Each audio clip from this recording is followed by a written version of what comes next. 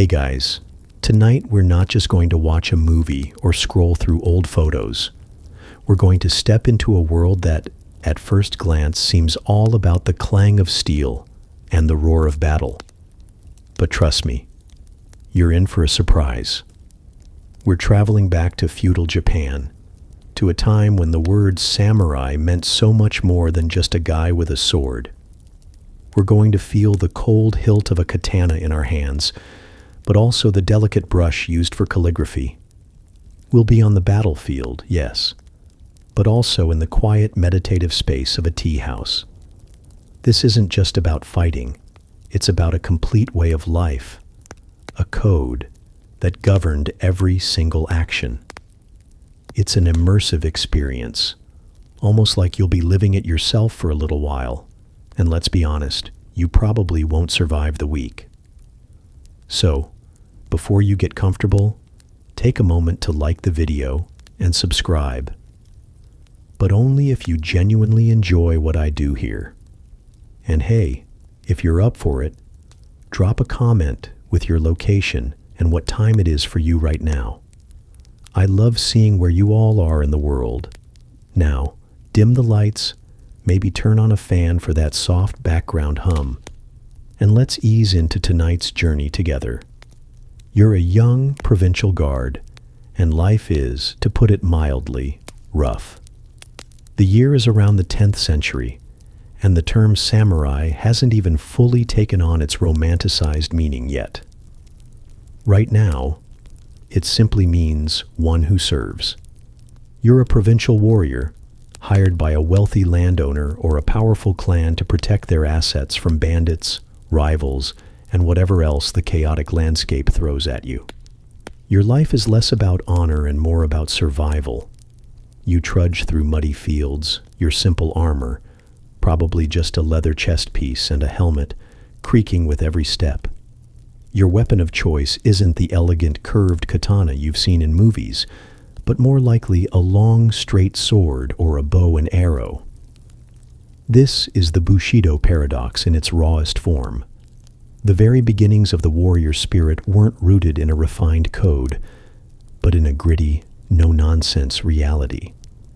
Your days are spent training, not in a dojo, but in the open, often unforgiving wilderness.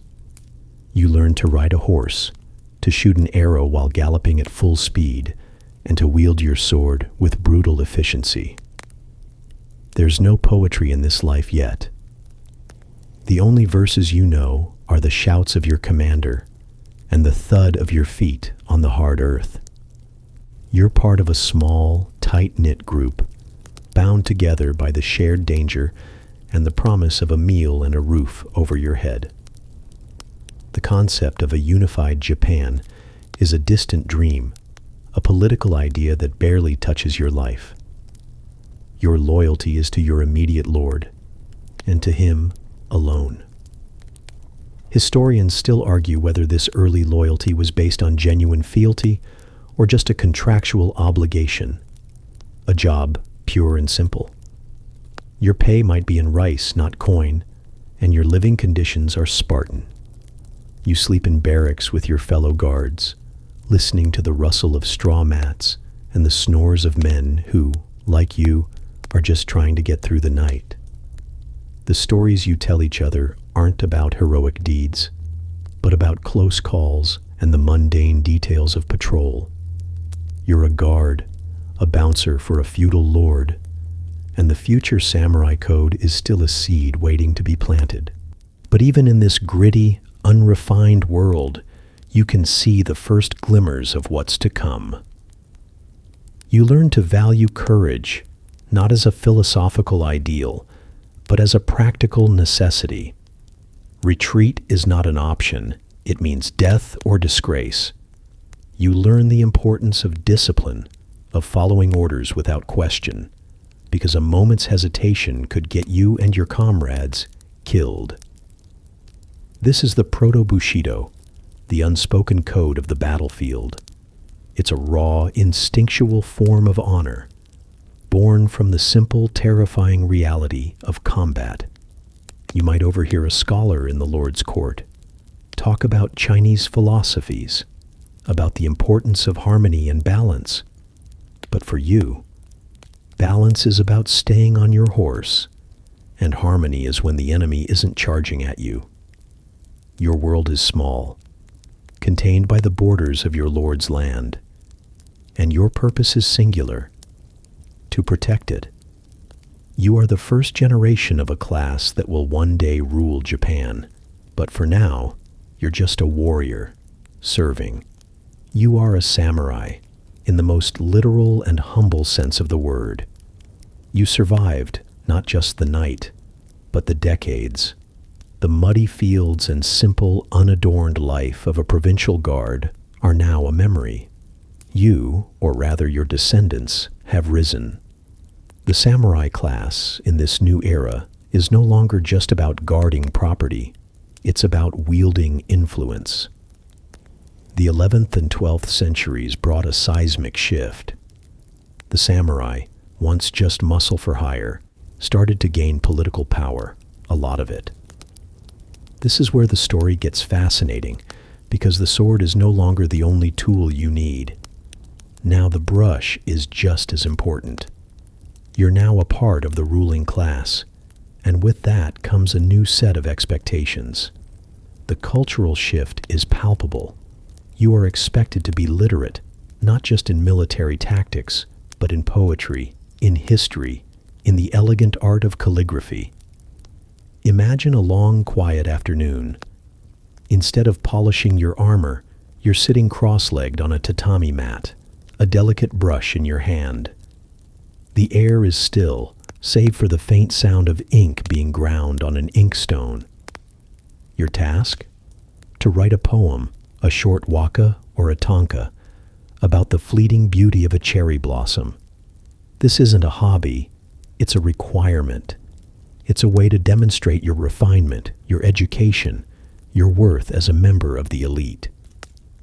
The warrior spirit, the raw courage of the battlefield, is now being tempered by an appreciation for beauty, for the ephemeral nature of life. This is the new paradox. The man who can cleave an enemy in two must also be able to capture a moment of natural beauty in a few precise strokes of a brush. The ideal of the warrior poet is born. This isn't just about aesthetics. It's about power. To be a skilled calligrapher or a poet meant you had access to the circles of power, to the court of the emperor and the most influential daimyos. You would exchange poems at gatherings. Your wit and sensitivity judged as much as your swordsmanship. You would learn to appreciate the delicate patterns on silk kimonos, the artful arrangement of flowers in a vase, known as ikebana. You would study the intricate, layered philosophies of Buddhism, not just for spiritual guidance, but for intellectual stimulation. The samurai class, at this point, is actively creating a culture, a sophisticated identity that sets them apart from the common farmers and merchants. A quirky tidbit: some samurai were so dedicated to their calligraphy that they would carry a small, portable inkstone and brush with them even on military campaigns, writing poems about the battles they had just fought, or about the landscapes they were passing through.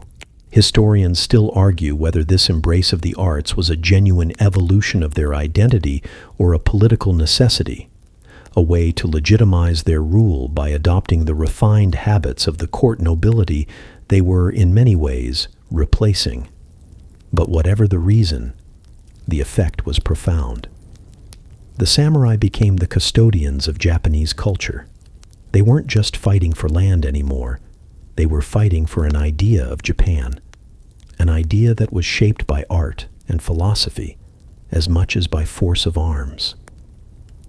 You learn to read Chinese classics, to understand the intricate political maneuverings of the court, to play a strategic game of Go. Your life is no longer just about surviving a skirmish. It's about navigating a world of alliances, rivalries, and carefully worded letters. You might spend a morning training with your spear and an afternoon meticulously arranging a garden. The transition is complete. The aesthetic of wabi-sabi, finding beauty in imperfection and impermanence, becomes a central tenet of your world. It's in the worn handle of your sword, the slightly faded colors of a screen painting, the weathered stone in your garden. This philosophy, which will become a cornerstone of Japanese culture, is embraced by you and your fellow samurai. It reflects your own understanding of life, that it is beautiful but fleeting, and that true strength lies in accepting this reality. Your armor is no longer just utilitarian. It's a work of art, adorned with intricate lacework and symbolic crests that tell your family's story. You're not just a warrior, you are a patron of the arts, a scholar, a diplomat, and a man whose very existence is a blend of brutal practicality and delicate, refined beauty. The sword is still your soul, but the brush, the poem, and the quiet contemplation of a rock garden are what truly define your place in this new, complex world. With your newfound status and cultural refinement, a new, powerful influence enters your life: Zen Buddhism. Remember that quiet contemplation we just talked about? Zen takes it to a whole new level, transforming it from a hobby into a spiritual and martial discipline. The samurai, always a class that valued self-control and focus, found a perfect partner in Zen. It wasn't about chanting or complex rituals. It was about mindfulness, about being completely present in the moment, whether you were on the battlefield or in a quiet monastery. This is where we get into the fascinating intersection of philosophy and fighting, best exemplified by the art of Kyudo, or Japanese archery. You're standing in a quiet, open space. The air is still. Before you is a simple target, 100 meters away.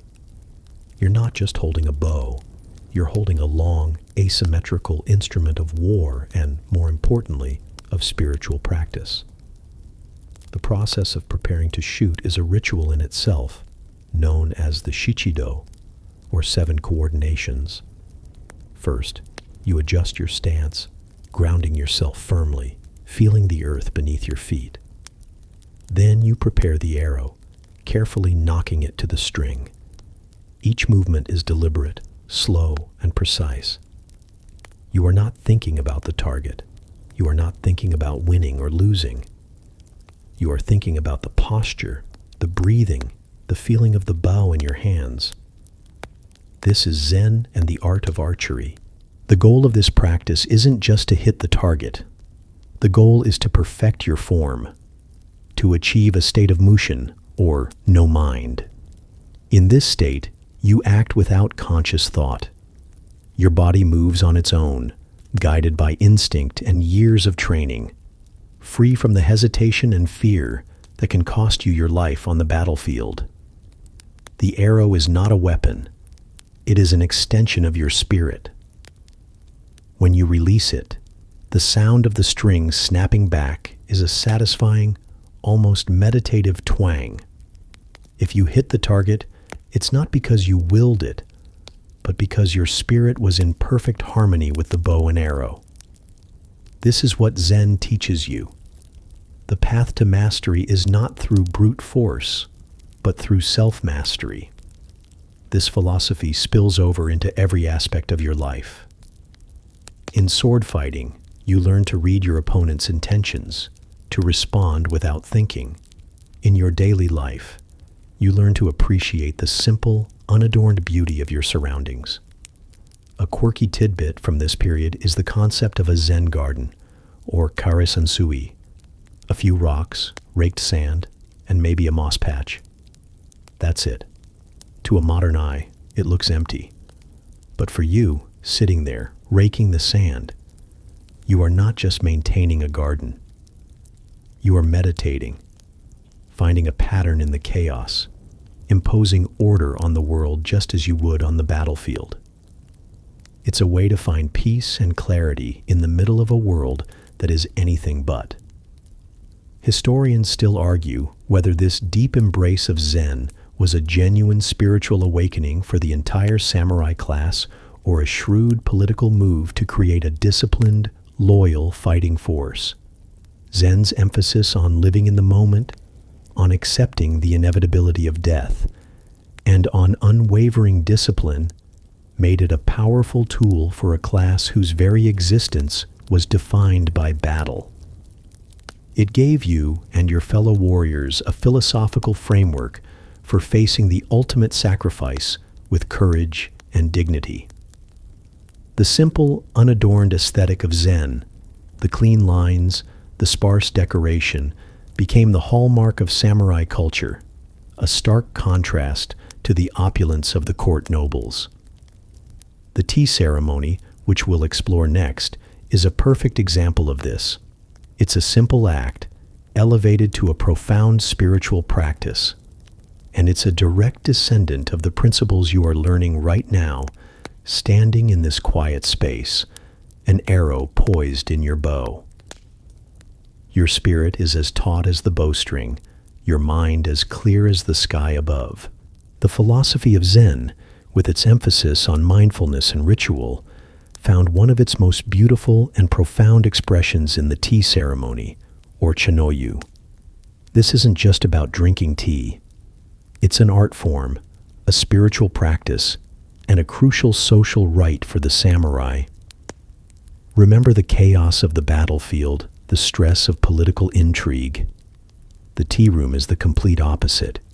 It's a sanctuary of calm, a small, simple space where all external ranks and titles are temporarily set aside. When you enter the tea room, you must physically duck through a low, small door called a nijiriguchi, a symbolic act that forces everyone, from the highest-ranking daimyo to the simplest samurai, to bow their head and enter on an equal footing. Imagine you are the host. You have spent hours, perhaps even days, preparing for this moment. You have carefully selected the ceramic bowl, the bamboo whisk, and the lacquered tea caddy, each item chosen for its beauty, its history, and its connection to the season. You have meticulously cleaned the room, arranged a single, meaningful flower in a vase, and chosen a scroll with a piece of calligraphy that speaks to the mood you wish to create. The room itself is spare, uncluttered, reflecting the Zen aesthetic of wabi-sabi we talked about. This is your canvas, and you are about to create a moment of perfect harmony. The ceremony begins. Every movement you make is precise and deliberate. You purify the tea bowl with a soft cloth, your hands moving with a practiced grace. You heat the water, you measure the powdered green tea, known as matcha, and you whisk it into a frothy, vibrant green liquid. Each sound, the scrape of the whisk, the whisper of water pouring from the iron kettle, is part of the symphony. This isn't just a performance, it's a form of meditation. By focusing entirely on these simple, elegant actions, you clear your mind of all worries, all distractions. For this brief, precious time, the world of power struggles and military campaigns fades away. There is only the here and now, the sound of the whisk, the warmth of the bowl, and the aroma of the tea. The guest's role is equally important. You receive the bowl of tea with a bow, turn it slightly to appreciate its design, and drink it with a quiet reverence. You are not just consuming a beverage, you are participating in a shared moment of beauty and tranquility. It is in this intimate, focused setting that alliances were often forged, political tensions were diffused, and intellectual discussions were held. A quirky tidbit about this is that the entire ceremony, from start to finish, is choreographed to last for exactly 4 hours, a perfect span of time to create a deep, shared experience without becoming tedious.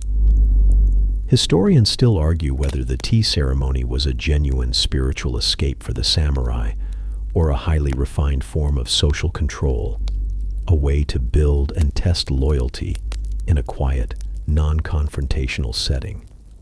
Either way, its impact was undeniable. The ceremony, along with the other arts you're now mastering, provided a counterbalance to the brutality of your life. It taught you patience, discipline, and an appreciation for the ephemeral beauty of the world. It showed that a true warrior's strength wasn't just in his sword arm, but in his ability to create a moment of perfect peace in the midst of a turbulent world.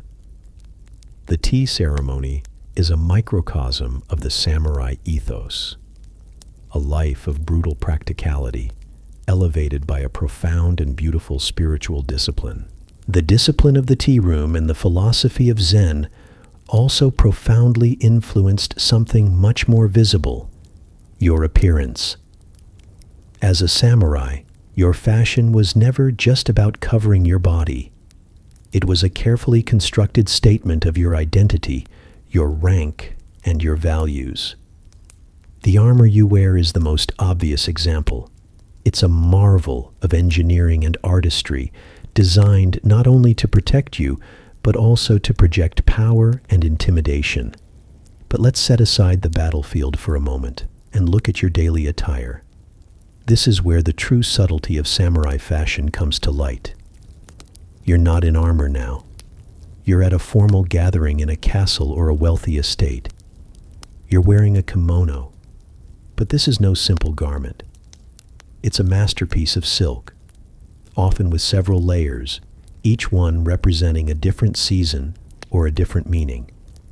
The outermost layer might be a simple dark color, but beneath it, a flash of red or deep blue hints at a hidden vibrancy. The sleeves are wide, and the way you move and gesture with your hands inside them is a part of your communication.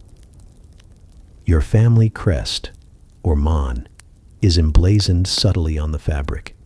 A small, elegant circle of a hawk, a flower, or a geometric pattern that tells everyone who sees it exactly who you are and to which clan you owe allegiance. Your hair is a work of art, too.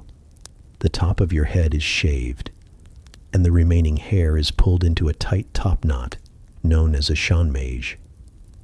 This hairstyle is not just for fashion, it's practical. It holds your helmet in place on the battlefield, and when off, it's a visible symbol of your samurai status. It's a very public, very clear sign of your class. A quirky tidbit is that the style of the top knot itself could change over time, and even be used to indicate a samurai's age or social standing. For some, the weight of the hairstyle could be a literal pain in the neck, but it was a burden of pride, an emblem of who you were. Even the objects you carry, from your fan to the small pouches at your waist, are chosen with care. Your fan is not just for cooling yourself. It can be used to make gestures, to signal respect, or even, in a pinch, as a weapon. The fabrics, the colors, the patterns, all of it is a language. Dark colors like indigo or black signify stoicism and seriousness, while a hint of bright color shows your appreciation for beauty. Your clothing, much like your sword, has a spirit of its own. It's a physical representation of the Bushido code, which by now has evolved far beyond the raw courage of the provincial guard and has become a complex web of honor, aesthetics, and social status. Historians still argue whether this elaborate sense of style was a natural outgrowth of a refined culture or a political tool, a way for the samurai to visually differentiate themselves from the commoners and to create a clear, unassailable social hierarchy. The visual cues of your rank were unmistakable. The quality of your silk, the intricacy of your crest, the presence or absence of certain accessories, all of it communicated your position without a single word being spoken. The samurai were not just warriors. They were walking pieces of art, embodying their code in every carefully chosen detail, from the cut of their kimono to the shape of their top knot. The way you dressed and carried yourself was a form of silent communication, a display of power and prestige that was as important as any battle you might have fought. Beyond the battlefield and the carefully curated appearances, your life as a samurai was deeply intertwined with the complexities of family, specifically through love, honor, and arranged marriages. In your world, marriage wasn't primarily about romantic love as we understand it today. It was a strategic alliance, a crucial tool for consolidating power, securing loyalty, and ensuring the continuity of your clan.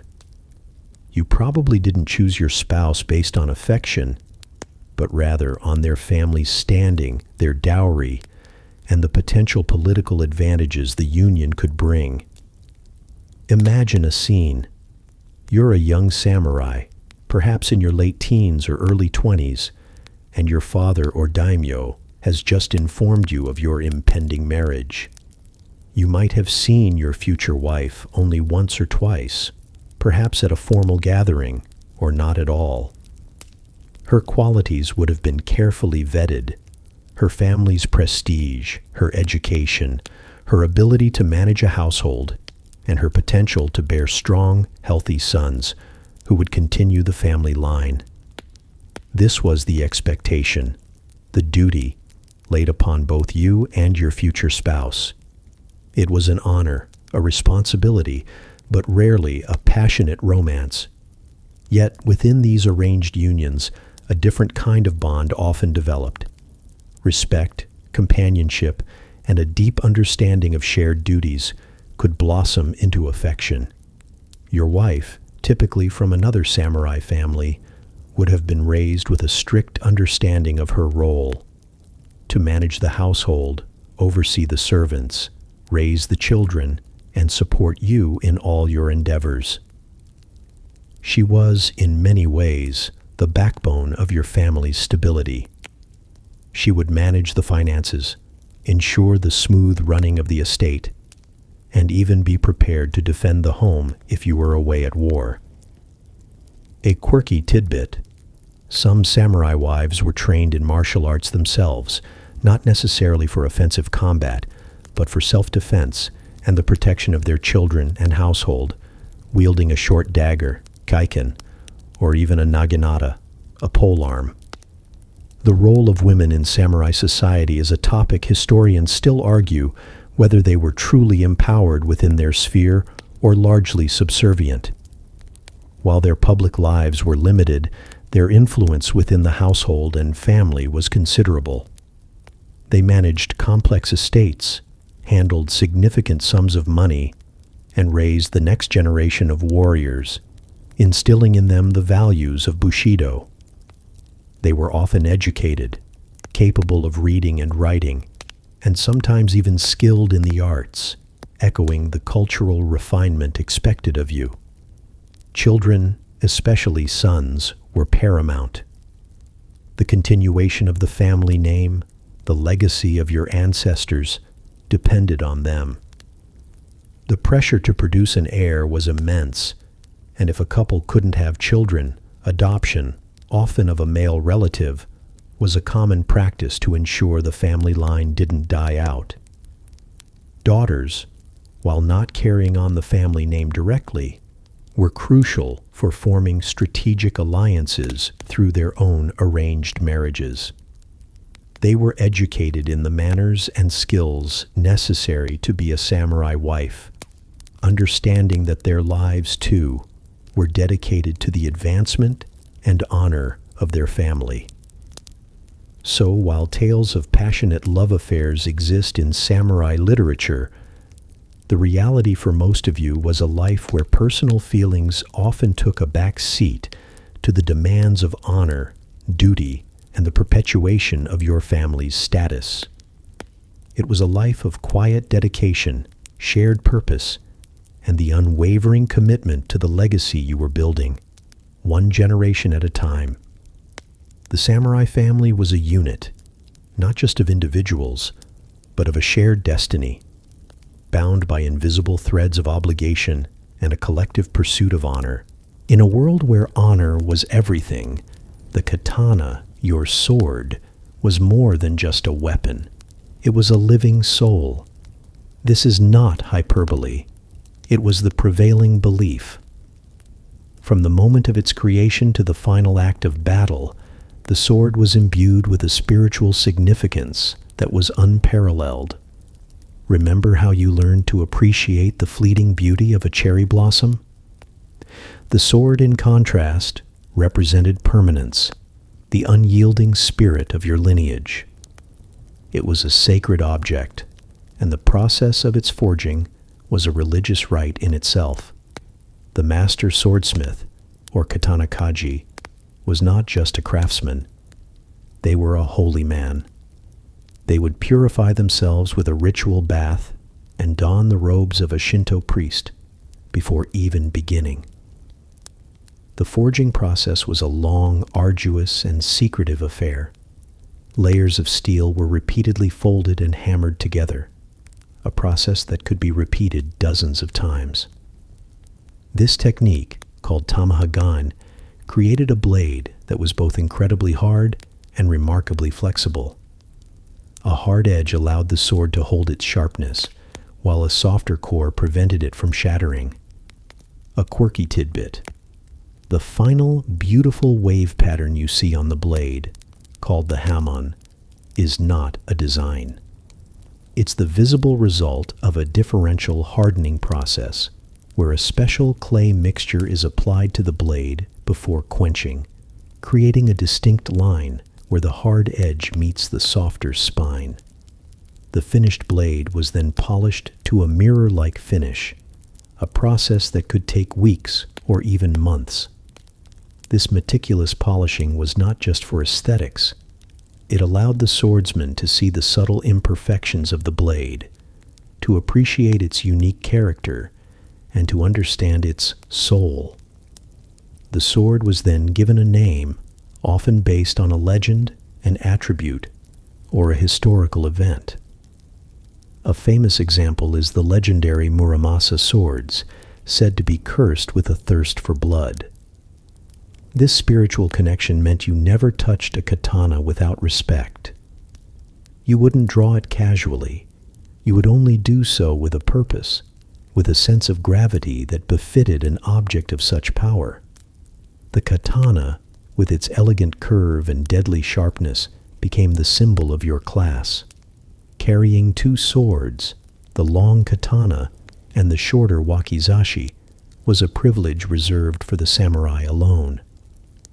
The pair, known as a daisho, represented your honor and your identity.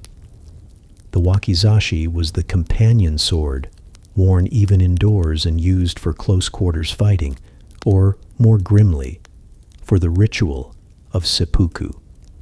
Historians still argue whether the katana's legendary quality was truly a result of superior craftsmanship, or a combination of effective martial arts techniques and the psychological power of the sword's reputation. Whatever the case, for you and your fellow samurai, the sword was an extension of your own spirit. It was a tangible representation of your honor, a link to your ancestors, and a constant, beautiful reminder of the brutal reality of your profession. The katana wasn't just a tool of war. It was the embodiment of the Bushido code itself. It represented the ultimate paradox of your life, an object of exquisite beauty and profound spiritual meaning, forged for the singular purpose of taking a life. The katana, a sword with a soul, was an object of immense honor, but what happens when that honor is lost? For a samurai, losing honor was a fate worse than death. This is where the grim, yet profoundly significant ritual of seppuku comes into play. Seppuku, often translated as ritual suicide, was not an act of cowardice or despair. On the contrary, it was a final, desperate, and deeply honorable assertion of control in a world that demanded absolute loyalty and accountability. It was the ultimate way to maintain your dignity in the face of defeat or disgrace. Imagine the scene. You have been defeated in battle, captured, or perhaps you have committed a grave error that brought shame upon your lord or your clan. Instead of being executed as a common criminal, you are granted the privilege of seppuku. This is an honor, not a punishment. It allows you to die on your own terms, to prove your courage and unwavering loyalty one last time. The setting is formal and somber. You are dressed in a white kimono, a symbol of purity, and you sit on a tatami mat in a quiet room, often surrounded by witnesses and an attendant. A small short sword or dagger, called a tanto or wakizashi, is placed before you. Your task is to perform the ritual, to take your own life by plunging the blade into your abdomen and cutting from left to right. This is not a quick death. It is a slow, agonizing process, and the ability to endure it without showing any sign of pain was the ultimate display of your spiritual and physical discipline. The act itself was a testament to your unyielding will and your contempt for death. It was a final, brutal affirmation of the Bushido code you lived by. But this ritual was rarely carried out to its full, painful conclusion. A trusted friend or loyal retainer, known as the kaishakunin, stood behind you with a katana. At the moment you began to bring the blade to your abdomen, the kaishakunin would swiftly, and with a single stroke, behead you, ending your suffering. This final act of mercy was a crucial part of the ceremony, and choosing your kaishakunin was a matter of great importance. You would select someone you trusted implicitly to perform the task with skill and respect. A quirky tidbit. In some cases, particularly in later periods, the seppuku ritual could be purely symbolic. A samurai might be given a fan instead of a real blade, and the kaishakunin would perform the beheading at the moment the fan was lifted, preserving the samurai's life while still satisfying the honor requirements. This practice, however, was rare and often seen as a less honorable alternative.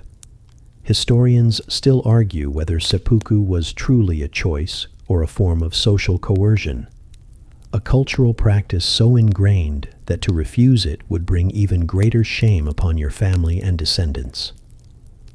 For you, however, it was a profound act of defiance, a way to triumph over fate and turn defeat into a final, powerful victory of the spirit. While the tea ceremony and intricate kimonos speak to the refined side of samurai life, let's not forget that at its core, being a samurai meant being a warrior. Your mastery of arts and philosophy was a counterbalance, but the battlefield was your ultimate proving ground.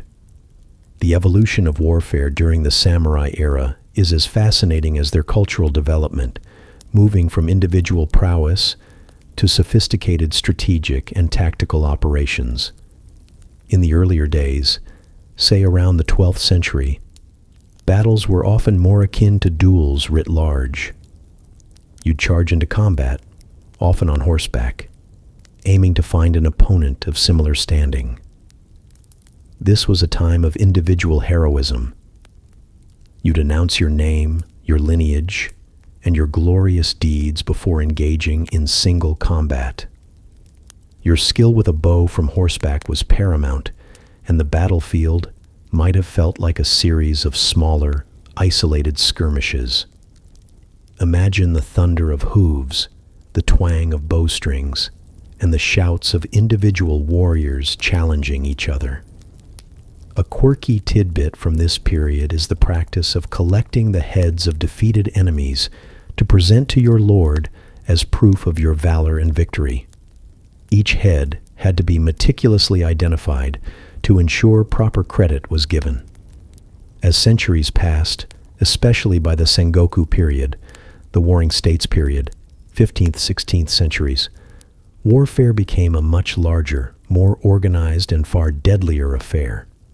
The introduction of firearms from the Portuguese in the mid-16th century, the arquebus, revolutionized tactics. Suddenly, individual sword skills, while still important, were less decisive than disciplined formations of musketeers. You, as a samurai commander, would now be thinking about grand strategy, how to move thousands of troops, where to position your arquebusiers, how to best deploy your spearmen and cavalry. Siege warfare also became incredibly sophisticated. Castles weren't just fortified homes. They were elaborate defensive structures designed to withstand prolonged attacks. You'd be involved in elaborate siege tactics, from diverting rivers to undermine walls, to building siege towers, to tunneling beneath defenses. Remember those peaceful Zen gardens? Imagine using similar principles of discipline and planning, but applied to the gruesome task of capturing a heavily fortified castle. Historians still argue whether the traditional emphasis on individual samurai honor hindered or helped the adoption of these new, more impersonal forms of warfare. Some argue that the pride in personal combat made it difficult for some samurai to fully embrace the less honorable but more effective tactics of massed infantry and firearms. You'd learn to read the terrain, to anticipate your enemy's moves, and to make split-second decisions that could mean the difference between victory and annihilation. The roar of battle wasn't just the clash of steel. It was the crack of muskets, the shouts of thousands of men, the thunder of cannon fire, though cannons were less common than in the West. Your life on the battlefield became a complex dance of strategy and courage, where personal bravery was still essential, but it was now folded into a much larger, more coordinated effort. It was a brutal, often terrifying existence, but it was also where the raw, uncompromising essence of the samurai spirit was forged and tested. The samurai's world wasn't just made up of other samurai. Below you, a vast sea of common people, the farmers, artisans, and merchants, lived out their lives. To truly understand what it meant to be a samurai, you have to understand the dynamic, often fraught, relationship you had with them. Your life, your status, your very existence was built on the backbone of the peasant's life. Their labor was the foundation of the entire feudal system. The core of this relationship was the land. Your power and wealth were measured not in gold coins, but in the amount of rice your land produced, known as koku. One koku was considered enough to feed a single person for an entire year. So if your lord's domain produced 10,000 koku a year, he was a daimyo of that size, and your status was tied to the land you controlled and the rice you received as a stipend. This system created a direct, unbreakable link between you and the farmers who worked the fields. You were, in a sense, a professional overseer, a protector, and a tax collector all rolled into one. Life for the farmers was relentlessly hard. They were the ones toiling in the sun-drenched paddy fields, enduring droughts and floods, all to produce the rice that fueled the economy and fed the samurai class. Their lives were governed by a strict hierarchy and a rigid set of rules. They couldn't leave their land. They couldn't marry without permission, and they were forbidden from owning swords. This last rule was a crucial distinction, a very visible line drawn between you and them. A quirky tidbit. To ensure farmers couldn't arm themselves, there were several sword hunts throughout history where samurai went through villages collecting all non-official weapons. Yet, your relationship with the peasants wasn't just one of simple exploitation. You were also their protector. When bandits raided, when rival clans marched through the territory, you were the one who defended them. Your military might, the very reason for your existence, was meant to provide them with a measure of safety and stability. In return, they paid their taxes, often in rice, sometimes in labor.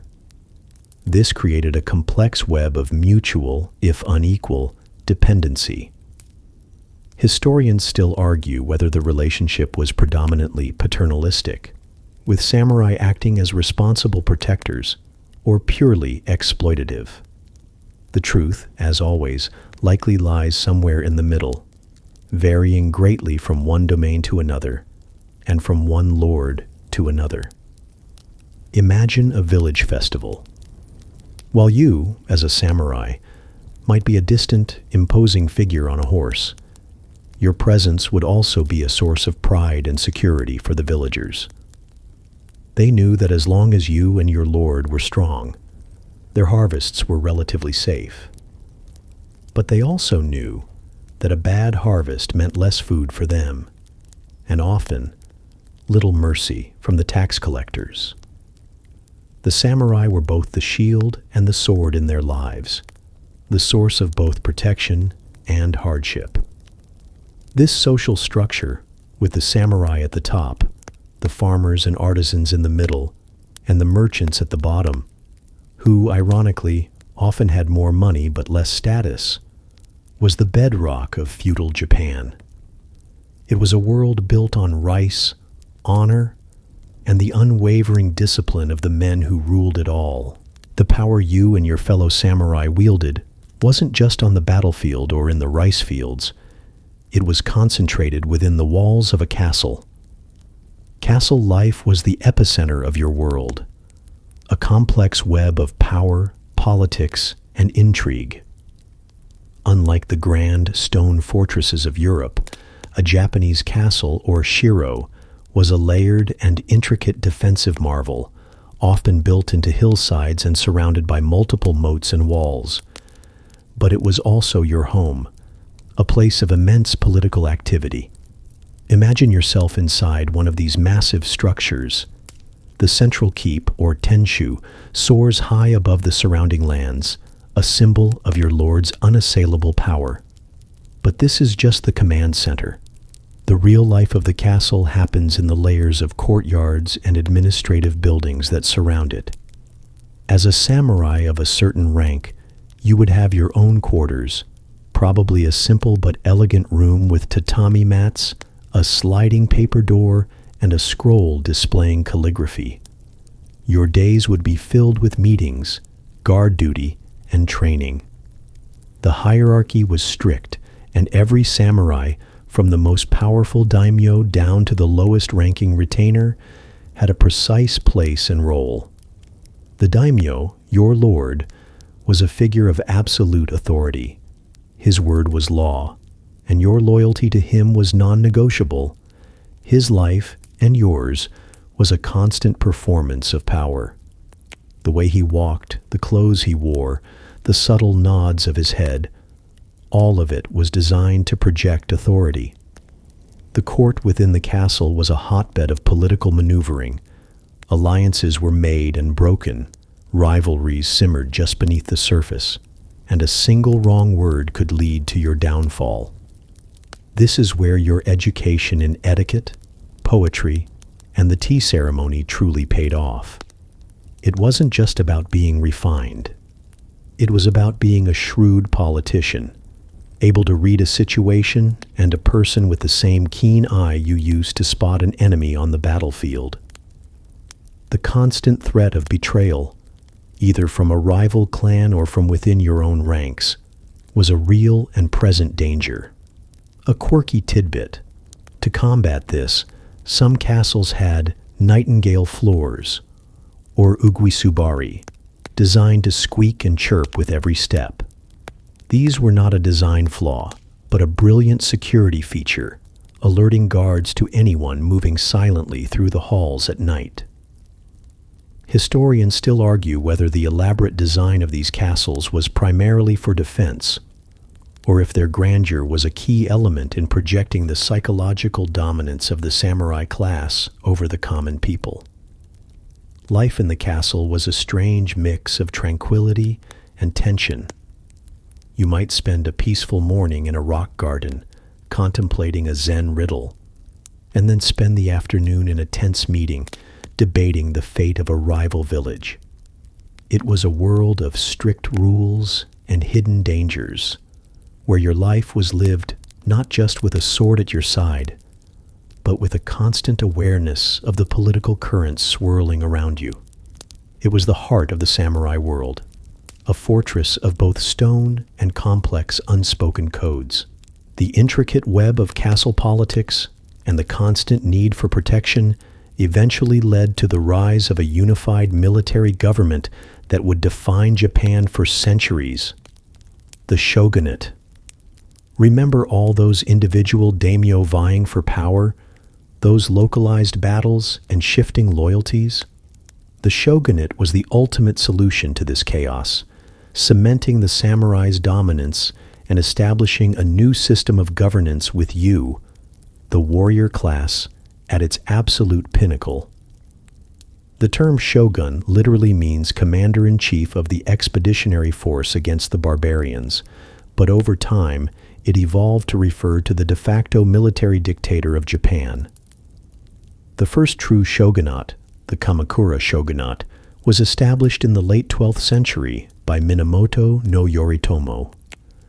This was a monumental shift.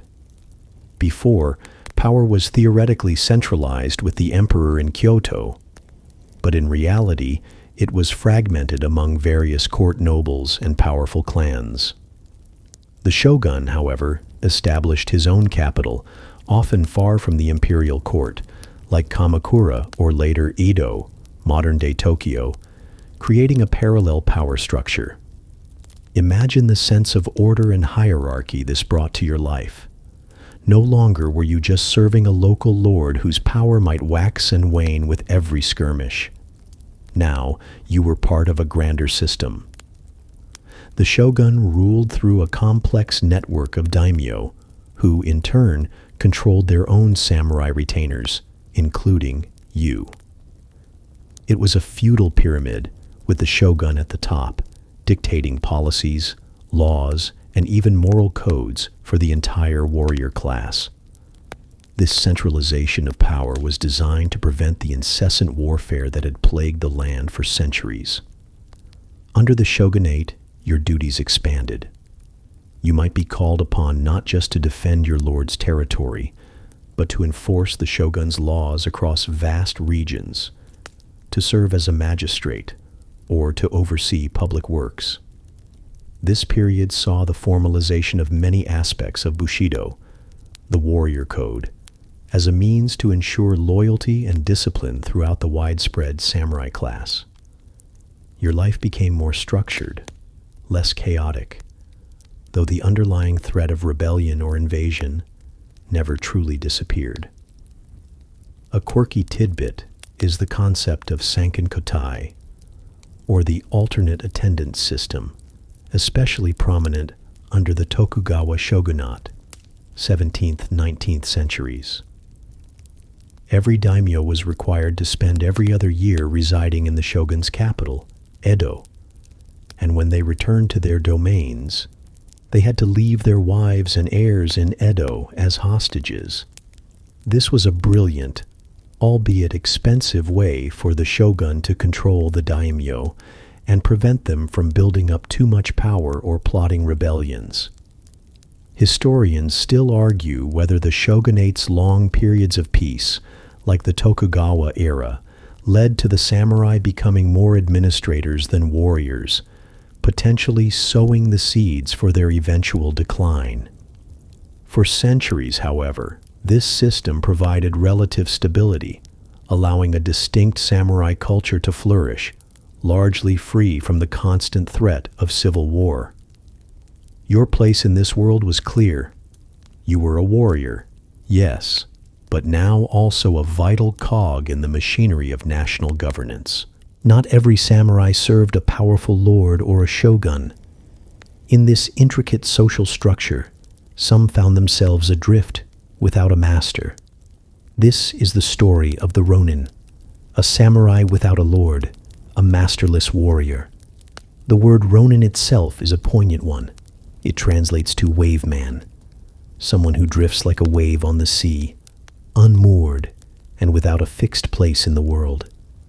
Their existence was a fascinating and often tragic chapter in the history of the samurai. How did a samurai become a ronin? There were a few ways. Your lord might be defeated in battle, his clan destroyed, leaving you with no one to serve. Or in some cases, your lord might have committed a grave offense, and as a loyal retainer, you were honor-bound to follow him into disgrace. Sometimes, a samurai might be banished for a crime, or simply choose to leave their service, perhaps to travel or to pursue a different path. But whatever the reason, the life of a ronin was a precarious one. You were a warrior with nowhere to belong, no steady income, and no social standing. Imagine the stark contrast between your life as a proud, castle-dwelling samurai and your new existence as a ronin. You would have had to travel, often with little more than the clothes on your back and your two swords, the katana and the wakizashi. You would have had to find work wherever you could. Some ronin became bodyguards for merchants, while others taught martial arts. Still others, sadly, fell into a life of crime, becoming bandits or mercenaries. The skills you had spent your life perfecting, your swordsmanship, your strategic mind, your knowledge of Bushido, were now tools for survival, not for the honor of a lord. The figure of the ronin has become a powerful archetype in Japanese culture, romanticized in countless stories and films. The most famous example, of course, is the tale of the 47 Ronin. This is a true story of a group of samurai whose lord was forced to commit seppuku. They became Ronin, and for 2 years they patiently planned their revenge, finally succeeding in avenging their master's death before also performing seppuku themselves.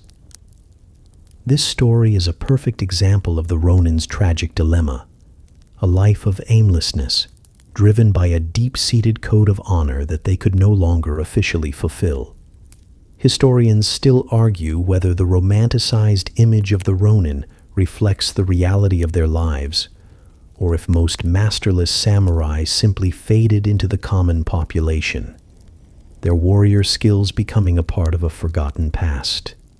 For you, a Ronin, the Bushido Code became a personal, internal guide. Your honor was no longer tied to your lord, but to your own actions. You had to find your own purpose, your own way to live and die with dignity. The life of a Ronin was a brutal test of character, a journey into the unknown where your only guide was the warrior spirit forged within you, adrift in a world that had forgotten your name. The age of the samurai, for all its glory and complex codes, could not last forever. The world was changing, and the feudal system that had given you and your ancestors purpose for centuries was becoming an anachronism. The end of the samurai was a slow, painful process, but it ultimately led to a new dawn for Japan. The final decisive blow came with the Meiji Restoration in the mid-19th century. For over 250 years, the Tokugawa shogunate had maintained a period of unprecedented peace, a time known as the Edo period. But this long peace, ironically, made the samurai less and less relevant as warriors and more as bureaucrats. Remember that historians still argue whether this shift ultimately made the samurai less prepared for the changes to come. Then, in the mid-1800s, foreign ships, particularly those from the United States, forced Japan to open its borders after centuries of self-imposed isolation. This event, known as the arrival of Commodore Perry's Black Ships, was a profound shock to the system. Japan's leaders saw how technologically advanced the West was and realized they had to modernize or risk being colonized. The samurai class was deeply divided on how to respond. Some, clinging to tradition, advocated for expelling the foreigners by force. Others, more pragmatic, saw the need for radical change. This internal conflict, combined with growing unrest among the common people and discontent with the shogunate's handling of the foreign crisis, led to a civil war. In the end, a coalition of reformers and pro-emperor forces, known as the Meiji Restoration, triumphed. The new Meiji government, a group of young, ambitious samurai themselves, wasted no time in dismantling the old feudal order. They understood that to modernize Japan, the class system had to go. In 1871, a series of decrees abolished the samurai class itself. You were no longer officially a samurai. Your hereditary title, your right to carry swords, and your stipend from the government were all taken away. The two swords, the katana and wakizashi, the very soul of your identity, were banned from public wear. A quirky tidbit is that many samurai, refusing to let go of their heritage, defiantly carried umbrellas with hidden sword blades in them, a small act of rebellion against the new order. This was a devastating blow. Many samurai, unable to adapt, fell into poverty. Others, however, used their education and discipline to transition into new roles. They became government officials, police officers, educators, and even entrepreneurs in this rapidly industrializing Japan.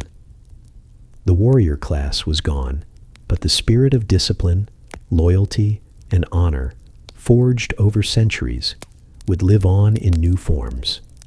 The final, desperate rebellion by a group of traditionalist samurai, led by Saigo Takamori, was crushed in 1877, effectively ending the age of the samurai forever. The sun was setting on a way of life, but it was rising on a new, modern Japan. The sun has set on the samurai, but their legacy, the final piece of our story, is far from over. The samurai as a class may have vanished into history, but their ethos, their values, and their unique aesthetic sensibility did not. They found a new home, deeply embedded in the fabric of modern Japan. You can see echoes of the samurai in almost every aspect of contemporary Japanese culture, from its corporate boardrooms to its popular entertainment. Think about the discipline and meticulous attention to detail that you had to master as a samurai, whether it was in the tea ceremony or the forging of a sword. This same spirit, this dedication to perfection, is a core value in modern Japanese business and craftsmanship. The pursuit of quality, the quiet pride in one's work, and the unwavering loyalty to one's company are all, in a way, modern interpretations of the Bushido Code.